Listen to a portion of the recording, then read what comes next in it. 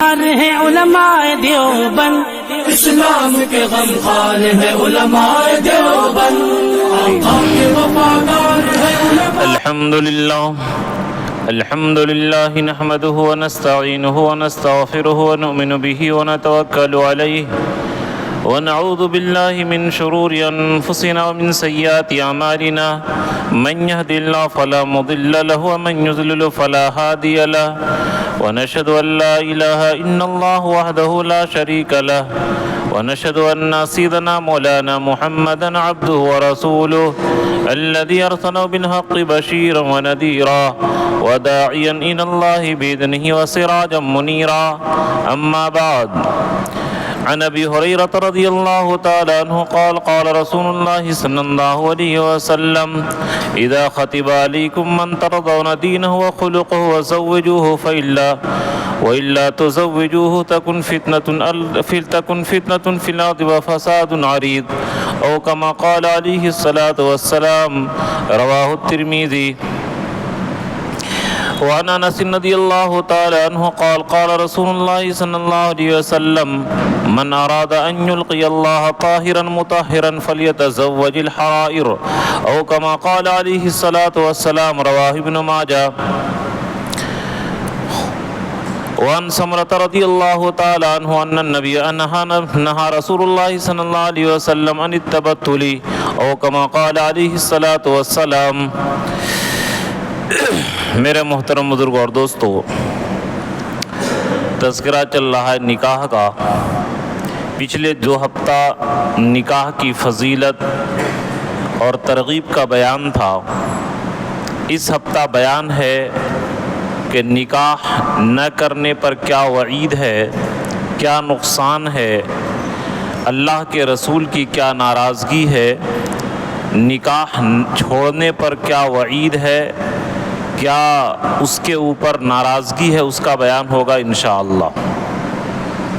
جیسا کہ خطبے کے اندر میں نے حدیث شریف ترمذی کی پڑھی ہے کہ اللہ کے نبی صلی اللہ علیہ وسلم فرمائے: اذا خطب الیکم من ترضون دینہ وخلقہ فزوجوہ، کہ اگر تمہارے یہاں کوئی ایسا آدمی رشتہ نکاح لے کر کے آوے کہ اس کی دین اور اس کے اخلاق اچھے ہوں، پیسہ ہو یا نہ ہو، دین اچھا ہو، اخلاق اچھا ہو، کریکٹر اچھا ہو، تو ایسے آدمی کے یہاں نکاح کر لیا کرو. اگر دین اور اخلاق اس کا ٹھیک ہو تب، دینداری بھی ٹھیک ہو. دینداری صرف روزہ نماز نہیں، یعنی پورے شریعت والی دین، صرف چند چیزوں کا نام اوپر والا دین نہیں، پورے اصلی دیندار ہو. ایسا اصلی دیندار آپ کے یہاں نکاح کا پیغام لے کر کے آئے اور اس کے اخلاق اور کردار اور کریکٹر بھی ٹھیک ٹھاک ہوں تو ان سے نکاح کر لیا کرو. ورنہ کیا ہوگا؟ وَإِلَّا تُزَوِّجُوهُ تَكُنْ فِتْنَةٌ فِي الْأَرْضِ وَفَسَادٌ عَرِيضٌ، کہ اگر جس کے دین بھی ٹھیک ٹھاک ہو، اس کا اخلاق اور کردار اور کریکٹر اور خاندان بھی ٹھیک ٹھاک ہو، اور پھر بھی تم اس نکاح کے رشتہ کو ٹھکرا دو گے تو یاد رکھو کہ زمین کے اندر فساد مچے گا اور بہت بڑا فتنہ پھیلے گا. یعنی حرام کاری پھیلے گی، زناکاری پھیلے گی، اور طرح طرح کے اس کے اوپر یہ شریعت نے جو یہ حکم دیا ہے نکاح کے، اس کے روح گردانی کرنے کی وجہ سے تمہارے یہاں فتنے اور فساد پیدا ہوں گے. خاص کر کے شہروں میں نعوذ باللہ بعض لڑکوں کی عمر 40 سال، لڑکیوں کی عمر 30 سال 35 سال ہو گئی، نکاح نہیں ہو رہا ہے. تو اسی وجہ سے کہ اچھے رشتے کے ٹھکرانے کی وجہ سے یہ اس کا وبال ملتا ہے. اس لیے ایسا ہرگز نہ کریں.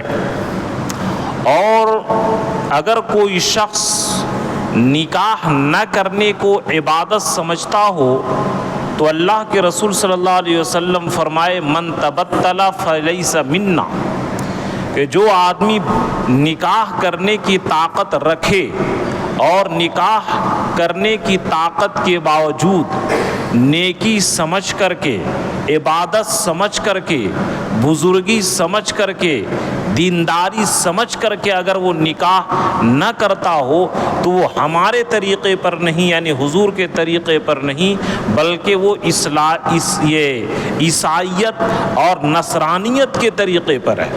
لا رہبانیت فی الاسلام، کہ اسلام کے اندر رہبانیت نہیں ہے، اسلام کے اندر ہے کہ تم نکاح بھی کرو، ساری چیزیں کرو۔ انشاءاللہ یہ حدیث بھی میں بیان کروں گا۔ تو اللہ کے رسول صلی اللہ علیہ وسلم نے ہمیں نکاح کرنے کی ترغیب فرمائی، اور یہ فرمائے کہ جو بغیر نکاح کے رہے وہ ہم میں سے نہیں، یعنی شریعت محمدی پر وہ نہیں ہے، بلکہ وہ نصارہ کے طریقے پر ہے۔ اگر کوئی شخص نکاح نہ کرنے کو نیکی اور عبادت سمجھتا ہو تو وہ بدعت اور گمراہی کے اندر مبتلا ہے۔ نکاح کرنا یہ عبادت ہے، اللہ کو پسند ہے۔ اللہ کے رسول کیا فرماتے تھے؟ حبب الی النساء والطیب والسواک، کہ جس طرح مسواک کرنا اللہ کو پسند ہے، خوشبو لگانا حضور کو پسندیدہ عمل ہے، اسی طریقے سے عورت بھی اللہ کے رسول کو پسند تھی، یعنی شہوت کاری کی وجہ سے نہیں، بلکہ ان کے ساتھ گھریلو زندگی ٹھیک گزرنے کی وجہ سے، دین کے اندر مددگار ہونے کی وجہ سے۔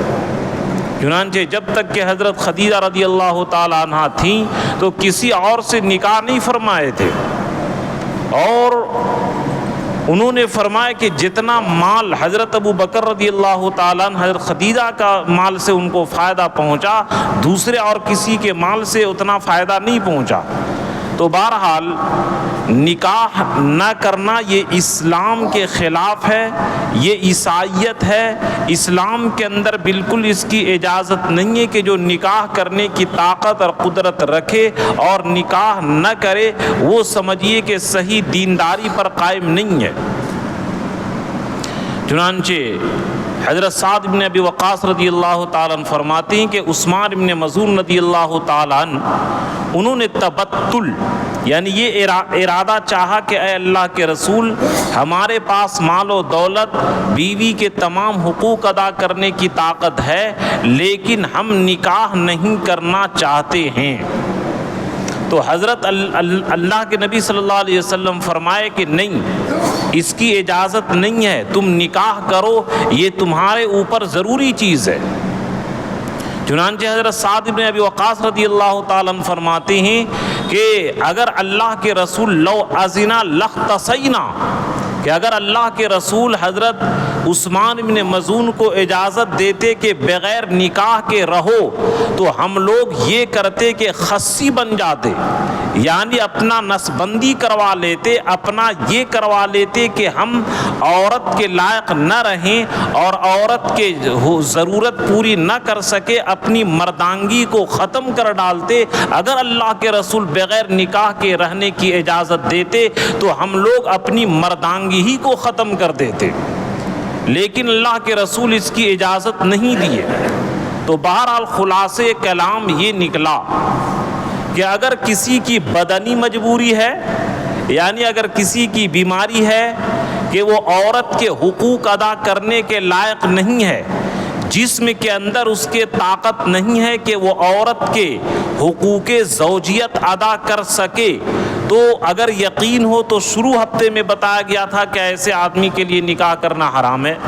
تو اگر کوئی مرد اس حالت میں ہو، بدنی کمزوری ہو اس کے پاس کہ وہ بیوی کے لائق نہیں ہے، تو ایسے آدمی نکاح نہ کرے تو کوئی گناہ کی بات نہیں ہے۔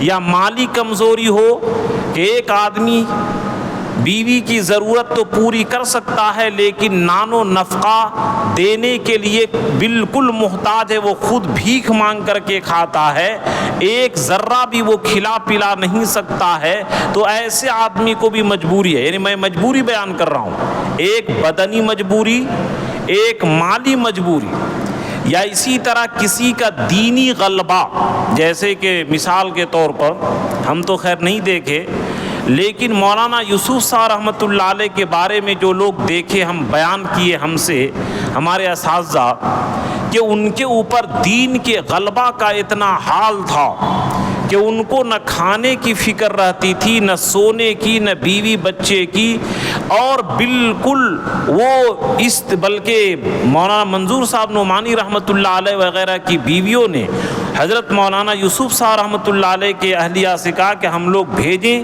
تو ان کی اہلیہ کو بھی اللہ نے صبر دے دی تھی کہ جب یہ دین کے کام کر رہے ہیں تو ہم کو بھی ضرورت نہیں ہے۔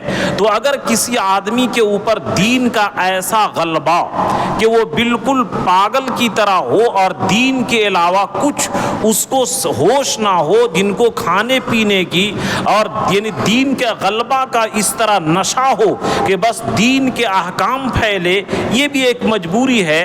تو اگر ایسا آدمی بھی کہ ظاہر بات ہے کہ کوئی پڑھنے لکھنے میں، کوئی تبلیغ میں، کوئی دین کے کام میں ایسا مصروف ہو کہ وہ حقوق زوجیت ادا نہیں کر سکتا ہو، تو اس کے ساتھ بھی ایک مجبوری ہے۔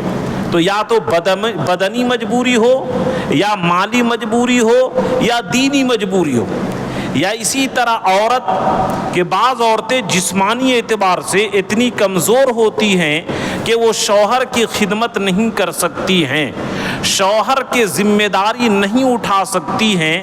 تو اگر ایسی عورت بیماری کی وجہ سے نکاح نہ کرے اور کسی طرح کا کوئی خدشہ اور کسی طرح کی کوئی برائی کے اندر مبتلا ہونے کا اندیشہ نہ ہو، تو ان کے اوپر بھی کوئی حرج کی بات نہیں ہے۔ اسی طرح نعوذ باللہ کوئی عورت بیوہ ہو گئی اور بیوہ ہونے کے اس کے ساتھ چھوٹے بچے، یتیم بچے بھی ہیں، اور مسئلہ آپ کو معلوم ہے کہ جب تک کہ ماں کی شادی نہ ہو تو بچے اس کے ساتھ رہیں گے، لیکن اگر بیوہ عورت نکاح کر لے تو اب بچے کا ہے دوسرے کے ترتیب ہے، نانی کو، دادی کو، خالہ کو، یہ ترتیب ہے، اس کو حق حضانت کہتے عربی کے اندر۔ تو اگر کوئی عورت اپنی جذبات کو مار دے کہ ہمارے یتیم بچے ہیں، اگر میں نکاح کر لوں گی تو ان بچوں کی زندگی خراب ہو جائے گی، ایسے لوگوں کے بارے میں اللہ کے رسول خوشخبری دیے ہیں کہ جو عورت اپنے بچے کے خاطر شادی نہ کرے اور اپنے جذبات کو، اپنے خواہشات کو قربان کر دے، میں اور وہ عورت جنت میں اس طرح اکٹھے ہوں گے۔ تو اگر یہ 5 مجبوری میں نے بیان کی، بدنی مجبوری، مالی مجبوری، دین کا غلبہ، عورت کی جسمانی کمزوری، یا بیوہ عورت بچوں کی وجہ سے نکاح نہ کرے، تو ایسے لوگوں کو کوئی وعید، کوئی سزا، کوئی گناہ اور اللہ کے رسول کی ناراضگی نہیں ہوگی۔ لیکن اگر ان کے علاوہ بقیہ کسی لوگوں پر کسی طرح کا کوئی یہ عذر نہ ہو تو ان کو ہر حال میں نکاح کرنا چاہیے۔ اور یہ اللہ سے ملاقات کیسے کریں گے؟ چنانچہ ابن ماجہ کے اندر ہے، من ارادہ ان یلقی اللہ طاہرا مطہرا فلیتزوج الحرائر، او کما قال، کہ جو آدمی چاہتا ہے کہ اللہ سے پاک ہو کر کے ملاقات کرے، تو ان کو چاہیے کہ آزاد عورت، یعنی جن کا دین، جن کے اخلاق، جن کے کریکٹر، جن کا ماحول ٹھیک ٹھاک ہو، ایسے بہترین عورتوں سے، دیندار عورتوں سے نکاح کرے جو سلیقہ مند ہوں، ایسی عورتوں سے نکاح کرے۔ جو آدمی ایسی عورتوں سے نکاح کرے گا انشاءاللہ وہ اللہ تعالیٰ سے پاک ہو کر کے ملاقات کرے گا۔ تو الغرض حاصل کلام یہ ہے کہ شریعت میں نکاح کی ترغیب آئی ہے، اور ترمذی شریف کے اندر ہے، نہا رسول اللہ صلی اللہ علیہ وسلم عن التبتل، کہ تبتل کے معنی بالکل تمام لوگوں سے کٹ کر کے الگ رہنا اور تمام لوگوں سے الگ ہو کر کے تنہائی کی زندگی گزارنا، اللہ کے رسول اس کو منع فرمائے۔ اس کے بارے میں میں ایک حدیث آپ کو بیان کرتا ہوں جو بڑی اہم ہے، جو اس زمانے کے اندر بھولے بھالے مسلمان بھی بہکاوے کے اندر ہو جاتے ہیں اور اللہ کے رسول کی شریعت پر وہ صحیح سے عمل نہیں کرتے ہیں۔ چنانچہ بخاری اور مسلم، اور صرف مسلم کے اندر بھی یہ روایت آئی ہے کہ چند صحابی، ان میں سے حضرت علی بھی تھے، حضرت مقداد ابن اسود بھی تھے، حضرت عثمان ابن مظعون بھی تھے، اور ایک روایت کے اندر آتا ہے کہ 10 صحابی، اور ایک یہاں پر جو روایت ہے مشکات کے اندر، اس جو میں نقل کر رہا ہوں، ثلاثۃ رہطین، 3 آدمی، بعض ازواج النبی، ذهب الی بعض ازواج النبی، کہ حضور صلی اللہ علیہ وسلم کے بیویوں میں سے کسی بیوی کے پاس گئے، اور یہ صحابی کے اوپر عبادت کا غلبہ، کہ ہم لوگ تو باہر کی زندگی حضور کی دیکھتے ہیں کہ حضور صلی اللہ علیہ وسلم باہر کیا کر رہے ہیں، لیکن ہم کو پتہ کرنا چاہیے کہ گھر میں اللہ کے نبی کیا کرتے ہیں، تاکہ ہم لوگ اللہ کے نبی صلی اللہ علیہ وسلم کی مکمل پیروی کریں۔ اس نیت سے وہ لوگ گئے صحابہ کرام، تو ان کو بتایا گیا، فلما اخبروا، کہ جب حضرت بعض ازواج جن سے پوچھے تو وہ بتائے کہ اللہ کے رسول آتے ہیں۔ اللہ کے رسول کا معمول کیا تھا، آپ لوگ بھی سن لیجئے۔ اللہ کے رسول صلی اللہ علیہ وسلم کا معمول یہ تھا کہ بالکل سمجھیے کہ مغرب کے بعد ہی کھانا کھا لیا کرتے تھے، اور عشاء کے بعد فوراً سو جایا کرتے تھے، اور 2/3 رات گزر جاتی تھی تو آخر رات میں اٹھتے تھے اور اللہ کی عبادت کیا کرتے تھے، اور اگر بیویوں سے ملنے کی ضرورت ہوتی تو عبادت کے بعد پھر بعض بیویوں سے ملا کرتے تھے، اور پھر غسل وغیرہ کر کے فجر کی نماز پڑھا کرتے تھے۔ یہ اللہ کے رسول صلی اللہ علیہ وسلم کی سنت مبارکہ تھی۔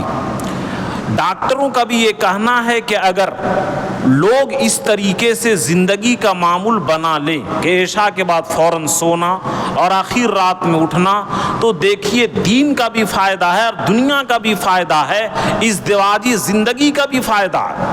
لیکن ہم لوگوں کا مزاج خراب ہو گیا ہے، ہم لوگ حضور صلی اللہ علیہ وسلم کی سنت پر آنا جیسا کہ ماحول بن چکا ہے، بڑا مشکل ہو گیا ہے۔ خاص کر کے یہ موبائل نے زندگی کو تباہ کر دیا۔ اس موبائل اور ٹی وی کی نحوست نے اس سنت سے تمام مسلمانوں کو محروم کر دیا۔ تو بہرحال تو جب یہ فلما اخبروا کے جب ازواج مطہرات بتائی کہ اس طریقے سے اللہ کے رسول یہ نماز پڑھتے ہیں، یہ کرتے ہیں، دن میں روزہ رکھتے ہیں، کأنہم تقالوا، تو صحابہ کرام نے اس کو کم سمجھا اور کہا فائنا من النبی، کہ ہم لوگ نبی کے برابر کہاں ہو سکتے ہیں؟ نبی صلی اللہ علیہ وسلم کے لیے تو اللہ نے فرمایا ہے لیغفر اللہ ما تقدم من ذنبک، کہ اللہ کے رسول کی تمام اگلے پچھلے سب گناہ معاف ہیں، اور اللہ کے رسول کے ایک سجدہ پوری کائنات کے تمام انسانوں کی عبادت پر بھاری ہے، تو ہم اللہ کے رسول کے برابر کیسے ہماری عبادت ہو سکتی ہے؟ اس لیے ہم کو زیادہ عبادت کرنا چاہیے۔ ان صحابہ کرام کو عبادت کا غلبہ تھا، عبادت کا شوق تھا، آخرت کی فکر تھی، نبی سے عشق تھا، جنت کی تڑپ تھی، تو اس لیے ان صحابہ نے یہ کہا کہ نبی کے برابر ہم کیسے ہو سکتے ہیں؟ نبی تو ایک سجدہ کریں گے تو ہماری پوری زندگی کے عبادت پر نبی کا ایک سجدہ بھاری پڑ جائے گا، اس لیے ہم کو عبادت کا مقدار اور عبادت کا لیول نبی سے بڑھا دینا چاہیے۔ تو بعض صحابہ نے کہا فَأَنَا أُصَلِّي وَلَا أَرْقُدُ أَبَدًا، کہ میں رات بھر ہمیشہ نماز پڑھوں گا اور کبھی نہیں سوؤں گا۔ بعض صحابی نے کہا انا اصوم ولا افطر ابدا، کہ میں دن میں ہمیشہ روزہ رکھوں گا کنٹینیو، خالی 5 دن چھوڑ کر کے بقیہ کنٹینیو ہمیشہ روزہ رکھوں گا، ولا افطر، اور میں کبھی یہ روزہ نہیں توڑوں گا، ہمیشہ روزہ رکھوں گا۔ بعض صحابی نے کہہ دیا انا اعتزل النساء فلا اتزوج ابدا، کہ میں عورتوں سے الگ رہوں گا اور کبھی میں نکاح ہی نہیں کروں گا۔ تو اللہ کے رسول کو یہ بات یا تو وحی کے ذریعے معلوم ہو گئی، یا وہ بعض ازواج مطہرات جن کے پاس جا کر یہ صحابہ معلوم کیے تھے ان کو معلوم ہو گیا۔ اب اللہ کے رسول کو غصہ آیا اور لوگوں کو جمع کیے اور فرمائے کہ کیا میں یہ باتیں سن رہا ہوں؟ انا عالم منکم واخشا منکم واتقا منکم، میں تمام لوگوں میں سب سے زیادہ علم بھی رکھتا ہوں، میں تمام لوگوں میں سب سے زیادہ اللہ سے ڈرنے والا بھی ہوں، اور تمام لوگوں میں سب سے زیادہ میں تقوی والا بھی ہوں۔ لیکن کیا ہو گیا تم کو کہ اس طریقے سے تم لوگ بکواس کر رہے ہو؟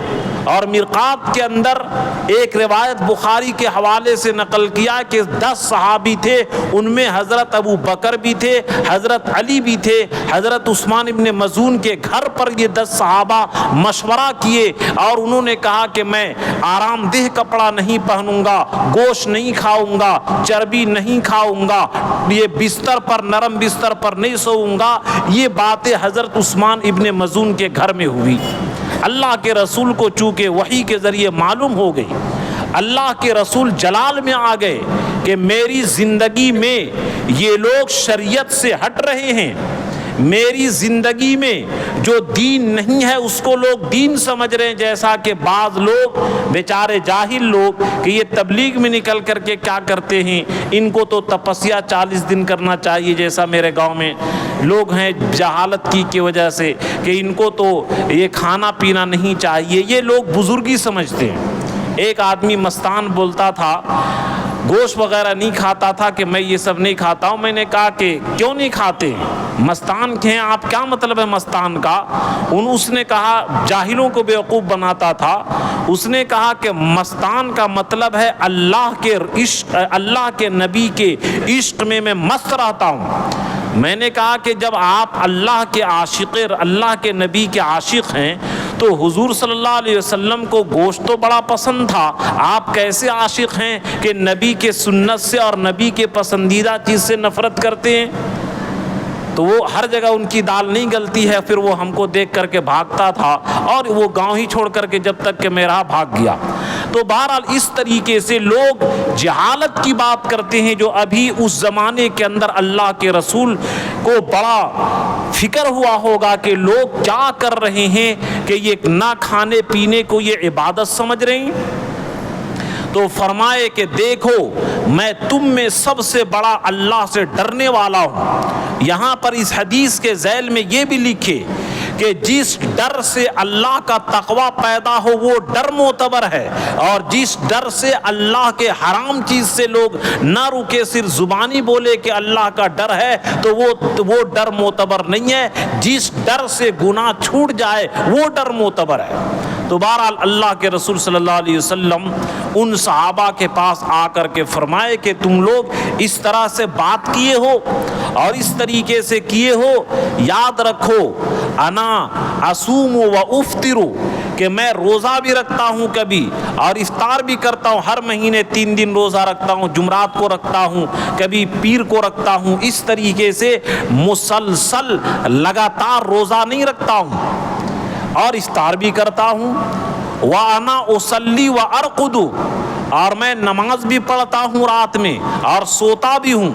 وَأَنَا أَتَزَوَّجُ النِّسَاءَ، اور میں بیویوں کی ضرورت بھی پورا کرتا ہوں۔ وَذَلِكَ مِن سُنَّتِي، اور یاد رکھو کہ سوو بھی، عبادت بھی کرو، روزہ بھی رکھو، افطار بھی کرو، بیویوں کی نفسانی خواہشات بھی پوری کرو۔ وَذَلِكَ مِن سُنَّتِي، یہ میری سنت میں سے ہے۔ فَمَن رَغِبَ عَن سُنَّتِي فَلَيْسَ مِنِّي، کہ جو شخص میری سنت سے اعراض کرے گا، میری سنت سے ہٹے گا، وہ میری جماعت میں سے نہیں ہے۔ یعنی اگر کوئی شخص نکاح نہ کرنے کو دین سمجھتا ہو، چنانچہ ملا علی قاری رحمۃ اللہ علیہ مرقات اس کی تشریح کرتے ہوئے شرح میں لکھتے ہیں، اے زہدن، یعنی دینداری کی وجہ سے، وتہاونن، اور نبی کی سنت سے نفرت کی وجہ سے اگر کوئی شخص یہ کرتا ہو تو لیسا من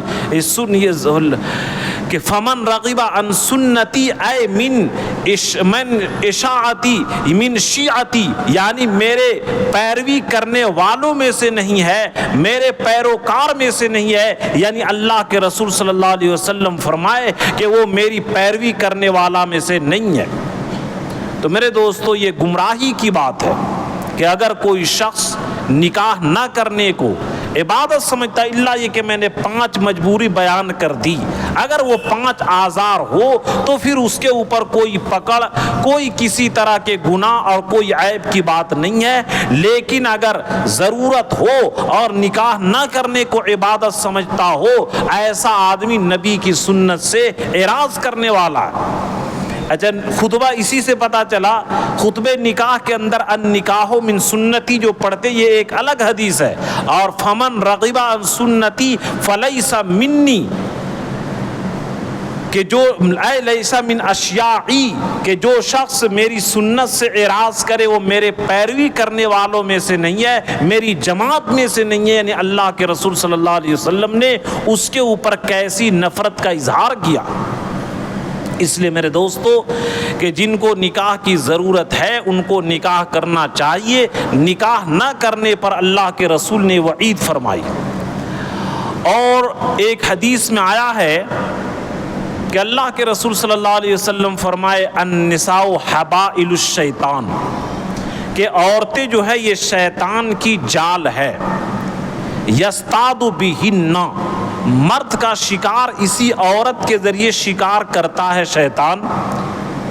وَيَجْعَلَهُنَّ سَبَبٌ لِإِغْوَائِهِمْ، اور عورتوں کو گمراہ کرنے کے اندر اس کو استعمال کرتا ہے.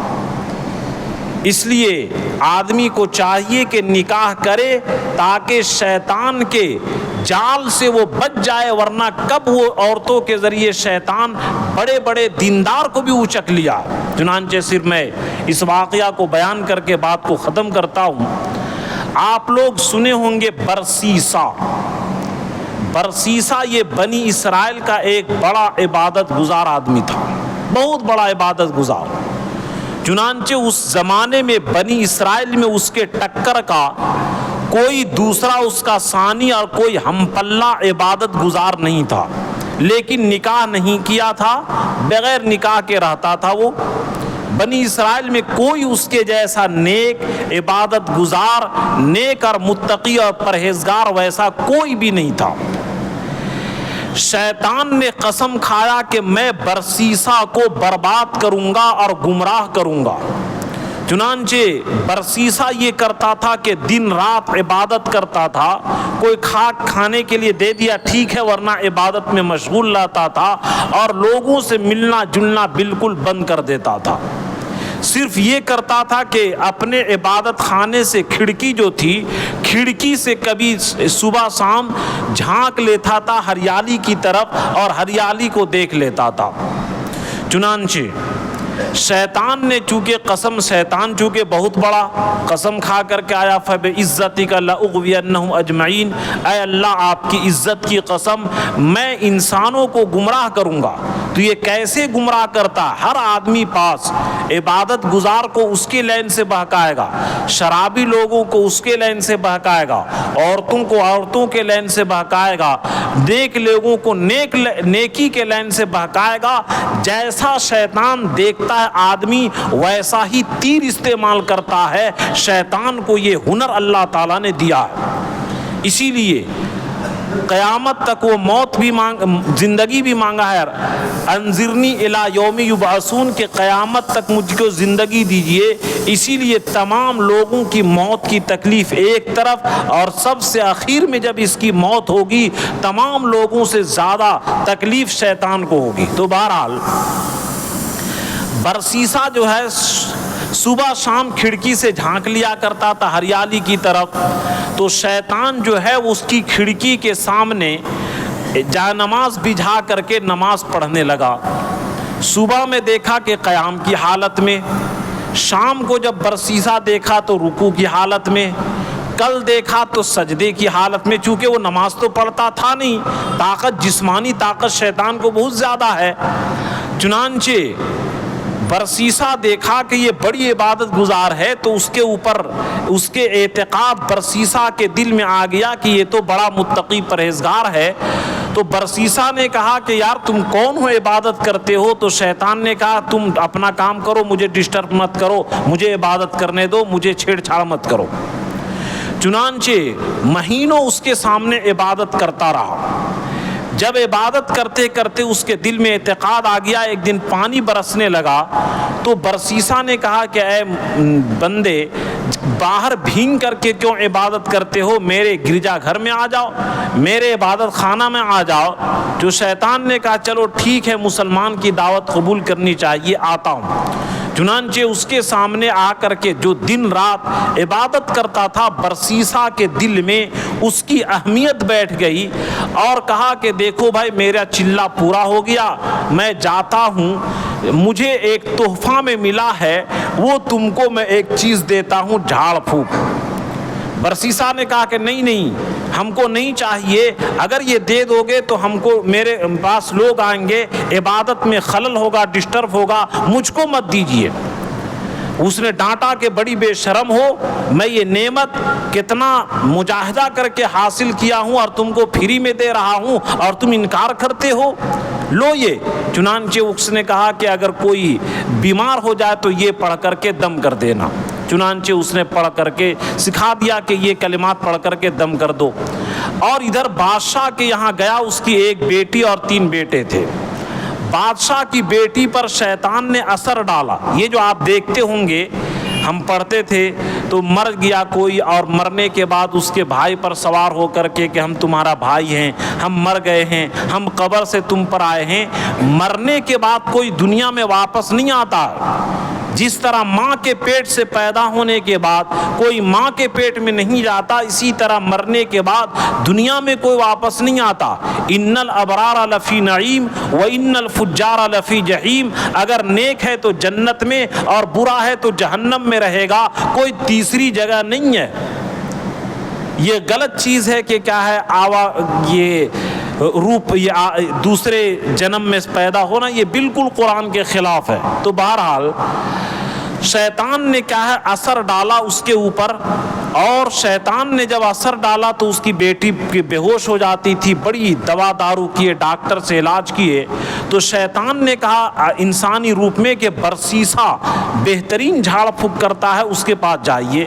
چنانچہ برسیسا کے پاس آدمی بادشاہ بھیجا کہ میری بیٹی کو یہ ہو گیا ہے، آپ ذرا دم کر دیجئے۔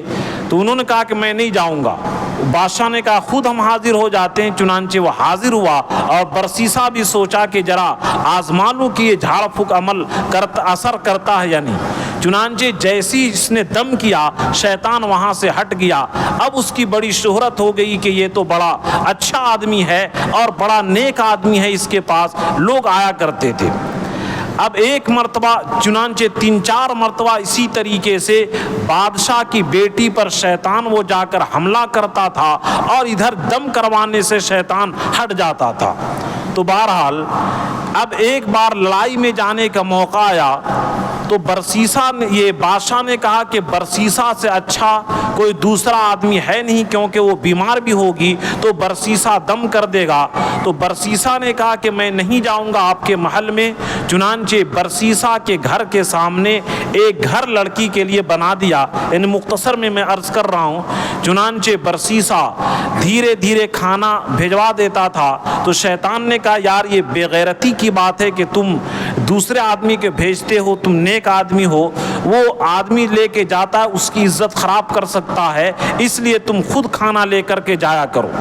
چنانچہ برسیسا خود لے کر کے دروازے تک پہنچا دیتا تھا۔ پھر شیطان نے کہا یار تم اندر جا کر کے دیا کرو، کوئی دیکھ لے گا تو اس کی عزت خراب کر دے گا۔ چنانچہ اندر جانے لگا۔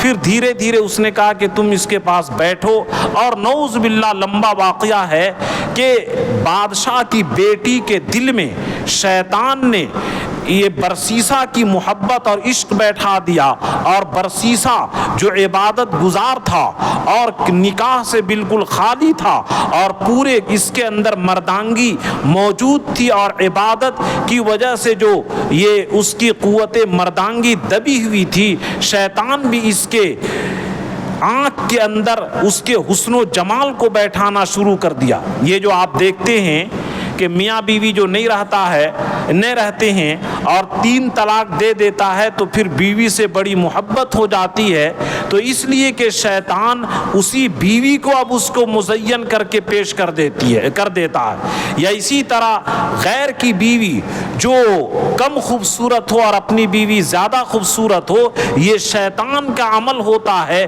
کہ شیطان مزین کر کے اس کو پیش کرتا ہے۔ تو بہرحال نعوذ باللہ نوبت یہاں تک آئی کہ برسیسا اس لڑکی کے ساتھ، بادشاہ کی بیٹی کے ساتھ حرام کاری کیا اور اس کی وجہ سے ایک لڑکا بھی پیدا ہوا۔ برسیسا نے کہا کہ دیکھو تم خبر مت کرنا، لیکن وہ لڑکا جو ثبوت میں تھا، برسیسا سوچا کہ اس کو ثبوت کو ختم کر دے، لڑکے کو قتل کر دیا اور قتل کرنے کے بعد اپنے گھر اسی صحن میں دفن کر دیا۔ اور دفن کرنے کے بعد لڑکی چونکہ ماں تھی، وہ لڑکے کے لیے بےتاب تھی کہ میرا بچہ کہاں گیا، تو شیطان نے کہا کہ دیکھو برسیسا، یہ لڑکی ایک نہ ایک دن اپنے بھائی اور باپ کو کہہ دے گی، اس لیے تم اس کو بھی قتل کر دو۔ چنانچہ اس کو بھی قتل کر کے وہیں دفن کر دیا۔ جب وہ جہاد سے واپس آئے تو برسیسا کے پاس آئے تو کہا کہ دیکھیے جو اللہ کو مرضی تھی اس کی موت ہو گئی اور وہ انتقال کر گئی، دفن ہو گئی۔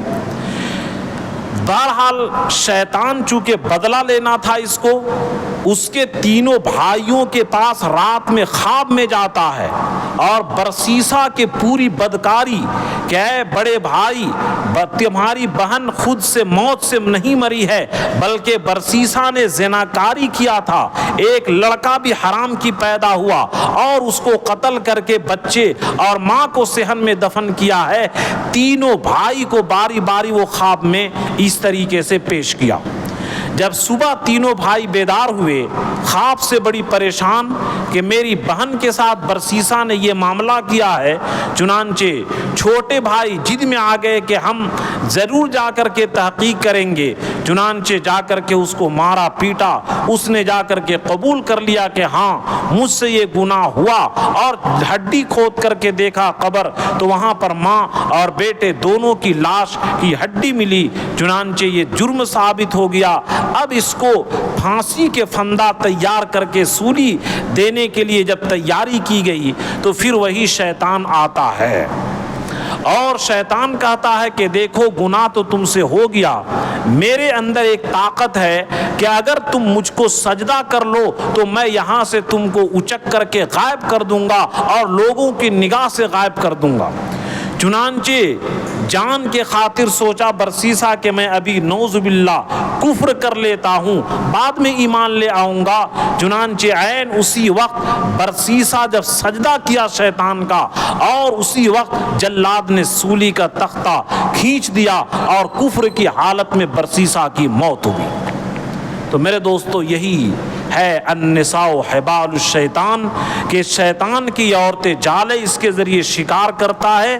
اس لیے جس آدمی کو یہ قید نان و نفقہ کی ادائیگی کی طاقت ہو، نصرانیت سے اور رہبانیت سے، تبتل سے، بے نکاحی کی زندگی سے بچیے اور نکاح کی سنت، اور جیسا کہ میں نے کنڈیشن بیان کیا تھا کہ اگر کوئی آدمی گناہ میں یقینی طور پر مبتلا ہے تو جس طرح روزہ نماز فرض ہے، نکاح اس کے لیے فرض ہے، اور اگر برائی کا یقین ہے تو اس کے لیے نکاح کرنا واجب ہے، اور نفس کے اندر اطمینان ہے تو ایسے آدمی کے لیے نکاح کرنا سنت ہے، اور اگر حقوق کی ادائیگی میں خطرہ کا اندیشہ ہے تو ایسے آدمی کے لیے نکاح کرنا مکروہ ہے، اور اگر یقین ہے تو ایسے آدمی کے لیے نکاح کرنا حرام ہے۔